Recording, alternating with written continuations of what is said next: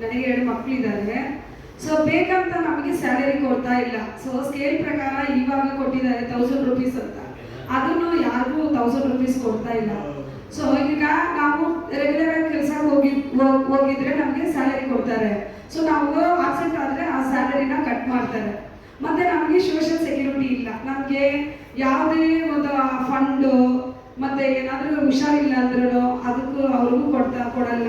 ಏನಾದರೂ ಅರ್ಜೆಂಟಿಗೆ ಅಡ್ಮಿಷನ್ ದುಡ್ಡು ಕೇಳಿದ್ರೆ ಅವ್ರು ಕೊಡಲ್ಲ. ಏನಾದರೂ ಹಳೆ ಫುಡ್ ಇದ್ರೆ ಕೊಡ್ತಾರೆ. ಸೊ ದೊಡ್ಡ ದೊಡ್ಡ ವ್ಯಕ್ತಿ ಎಲ್ಲ ಕೆಲಸ ಅಲ್ಲಿ ಆ ಅಪಾರ್ಟ್ಮೆಂಟಲ್ಲಿ ತುಂಬ ಜನ ದೊಡ್ಡ ವ್ಯಕ್ತಿಯೇ ಕೆಲಸ ಅಪಾರ್ಟ್ಮೆಂಟಲ್ಲಿ ಸ್ಟೇ ಮಾಡಿದ್ದಾರೆ. ಸೊ ನಮಗೆ ಅಷ್ಟೊಂದು ಯಾವ ಸೋಷಿಯಲ್ ಸೆಕ್ಯೂರಿಟಿ ನಮಗೆ ಕೊಟ್ಟಿಲ್ಲ. ಬೋರ್ಡ್ ಅಂತ ಮಾಡಿದ್ದಾರೆ ನಮ್ಮ ಕರ್ನಾಟಕದಲ್ಲಿ. ಸೊ ಅಸಂಘಟನೆ ಸಂಘದಲ್ಲಿ ನಮಗೆ ಬರೀ ಕಾರ್ಡ್ ಮಾತ್ರ ಕೊಟ್ಟಿದ್ದಾರೆ, ಲೇಬರ್ ಕಾರ್ಡ್ ಅಂತ. ಸೊ ಅದರಿಂದ ನಮಗೆ 1 ರೂಪಾಯಿ ಲಾಭ ಇಲ್ಲ.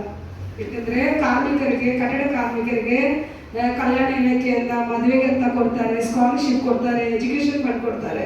ಅವ್ರಿಗೆ ಏನಾದರೂ ಆಕ್ಸಿಡೆಂಟ್ ಆದರೆ ಅವ್ರಿಗೆ ಫಂಡ್ ಕೊಡ್ತಾರೆ.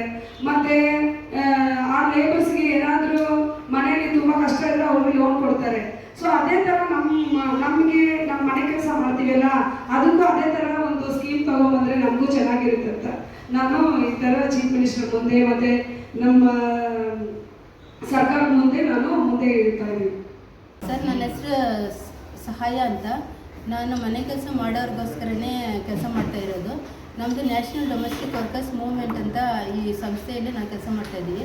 ನಮ್ಮದು ಮುಖ್ಯ ಉದ್ದೇಶ ಇವತ್ತು ಪ್ರೆಸ್ ಮೀಟಿಂಗ್ ಮಾಡಿರೋದು, ನಾಳೆ ಇಂಟರ್ನ್ಯಾಷನಲ್ ಡೊಮೆಸ್ಟಿಕ್ ವರ್ಕರ್ಸ್ ಡೇನ ನಾವು ಸೆಲೆಬ್ರೇಟ್ ಮಾಡ್ತಾಯಿದ್ದೀವಿ.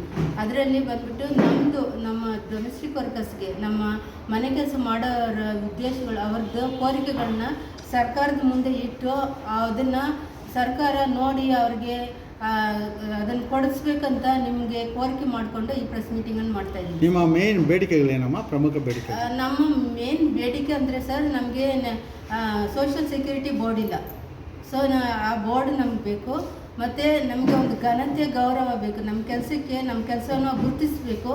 ನಮ್ಮನ್ನು ಸೇವೆಗೆ ಆಳು ಅಂತ ಕರೀದಿರ ಒಂದು ಕಾರ್ಮಿಕಳಂತ ಗುರುತಿಸಿ ನಮಗೆ ಅದನ್ನು ಅವರು ಗೌರವದಿಂದ ನಮ್ಮನ್ನು ಕಾಣಬೇಕು ಅನ್ನೋದು. ನಾವು ಮಾಡೋವಂಥ ಮನೆ ಕೆಲಸ, ಮನೆ ಆ ವಾತಾವರಣ ಬಂದ್ಬಿಟ್ಟು ಒಂದು ಜಾಗ, ಮನೆ ಕೆಲಸ ಮಾಡೋ ಜಾಗ ಅಂತ ನಮ್ಮ ಸರ್ಕಾರ ಅದನ್ನು ಪರಿಗಣಿಸಬೇಕು. ನೀವು CMಗೆ ಮನೆ ಪತ್ರ ಏನಾದ್ರು ಕೊಟ್ಟಿದ್ದೀವಿ ಸರ್. ನಮ್ಮ ಚೀಫ್ ಮಿನಿಸ್ಟರ್ಗೆ ಹೋಗಿ ಮನೆ ಪತ್ರ ಕೊಟ್ಟಿದ್ದೀವಿ. ಲೇಬರ್ ಆಫೀಸಲ್ಲಿ ಮಿಸ್ಟರ್ ಸಂತೋಷ್ ಲಾಡ್ ಅವ್ರಿಗೂ ಕೊಟ್ಟಿದ್ದೀವಿ. ಮತ್ತು ವರ್ಷಕ್ಕೊಂದು ಸರಿ 2 ಸರಿ ನಾವು ರ್ಯಾಲಿಗಳು ಮಾಡ್ತಾ ಇರ್ತೀವಿ. ಮತ್ತು ಇದು ಪ್ರೆಸ್ ಮೀಟಿಂಗು ಅಟ್ಲೀಸ್ಟ್ ವರ್ಷಕ್ಕೆ 2 ಸರಿ ಮಾಡ್ತಾ ಇದ್ದೀವಿ. ನಿಮ್ಮ ಬೇಡಿಕೆ ಎಲ್ಲರಿಗೆ ಏನು ಈಡೇರಲಿಲ್ಲ ಸರ್. ಅದು ಜನರಲ್ ಆಗಿ ಮಾಡ್ತೀವಿ ಅಂತ ಒಂದು ಆಶ್ವಾಸನೆ ಕೊಡ್ತಾರೆ ಹೊರತು ಅದನ್ನು ಮಾಡಿ ಇನ್ನೂ ತೋರಿಸಿಲ್ಲ ಸರ್. CMಗೆ ಏನು ಹೇಳಲಿಕ್ಕೆ ಇಚ್ಛಿಸ್ತೀರಾ? CMಗೆ ನಮಗೆ ಅಂದರೆ ಅವರು ನಮ್ಮನ್ನು ಒಂದು ಕಾರ್ಮಿಕರಿಂದ ಗುರುತಿಸ್ಬೇಕು ಸರ್. ನಮಗೆ ಗೌರವ ಕೊಡಬೇಕು. ನಮ್ಮ ಕೆಲಸಕ್ಕೆ ಒಂದು ಸ್ಥಾನಮಾನ ಬೇಕು ಸರ್. ಯಾಕಂದರೆ ನಮ್ಮ ಕೆಲಸ ಎಷ್ಟು ಮುಖ್ಯ ಅಂತ ಅವ್ರಿಗೆ ಗೊತ್ತಾಗಬೇಕು. ಈಗ ಕಂಪ್ನಿಗಳಲ್ಲಿ ದೊಡ್ಡ ದೊಡ್ಡ ಹುದ್ದೆಗಳಲ್ಲಿ ಮಾಡೋ ಕೆಲಸಕ್ಕಿಂತ ನಮ್ಮ ಕೆಲಸನೂ ತುಂಬಾ ಮುಖ್ಯವಾದದ್ದು ಸರ್. ಈಗ ನಾವು ಕೆಲಸಕ್ಕೆ ಹೋಗಿಲ್ಲ ಅಂದರೆ ಅವ್ರ ಕೆಲಸಕ್ಕೆ ಹೋಗೋಕ್ಕಾಗಲ್ಲ ಸರ್. ಯಾಕಂದರೆ ಅವ್ರ ಮನೆಗೆ ಹೋಗಿ ನಾವು ಅವ್ರ ಮನೆ ಕೆಲಸ ಮಾಡಿಲ್ಲ ಅಂದರೆ ಅವ್ರದ್ದು ಏನೂ ನಡೆಯಲ್ಲ ಸರ್. ಸೊ ಅದನ್ನು ಅವರು ತಿಳ್ಕೊಬೇಕು. ESI PF ಎಲ್ಲ ಬರುತ್ತಲ್ಲ? ESI PF ಏನೂ ಇಲ್ಲ ಸರ್. ನಮ್ಗೆ ಏನೂ ಇಲ್ಲ, ಒಂದು ಬೋನಸ್ ಇಲ್ಲ. ನಾವು ನಮಗೆ ಎಷ್ಟು ಶಕ್ತಿ ಇರ್ತಿತ್ತು ಅಷ್ಟವರೆಗೂ ನಾವು ಕೆಲಸ ಮಾಡ್ತೀವಿ. ಆಮೇಲೆ ಅವರು ಹೋಗೋವಾಗ ನಾವು ಹೋಗ್ಬೇಕು ಸರ್. ಬರೀ ಕೈಯಲ್ಲಿ ಹೋಗ್ಬೇಕು ಸರ್. ಎಷ್ಟು ಜನ ಇದ್ದೀರಾ ಬೆಂಗಳೂರಲ್ಲಿ ನೀವು ಕೆಲಸ? ಸರ್, ನಾವು ಇವಾಗ ಒಂದು 10,000 ಜನ ಇದ್ದೀವಿ ಸರ್. ಅದೇ ಯಾಕಂದರೆ ಅವರು ಮನೆ ಕೆಲಸ ಮಾಡೋರು ಒಂದು ಅವ್ರಿಗೆ ಒಂದು ಏನು ಇದರಿಂದ ಏನು ಬರ್ತೈತೆ, ನಾವು ಎಷ್ಟು ಹೋರಾಟ ಮಾಡಿದ್ರೂ, ಎಷ್ಟು ನಾವು ಬಡ್ಕೊಂಡ್ರೂ ನಮಗೇನು ಸಿಗ್ತಾ ಇಲ್ಲ. ನಮ್ಮ ಕೆಲಸ ಆಯಿತು, ನಾವಾಯಿತು ಅಂತ ಇದ್ದಾರೆ ಸರ್. ಆದರೆ ಅವ್ರಿಗೊಂದು ನ್ಯಾಯ ಬೇಕು ಸರ್. ಅದೇ ನಾವು ಕೇಳ್ಕೊಳ್ತೀವಿ.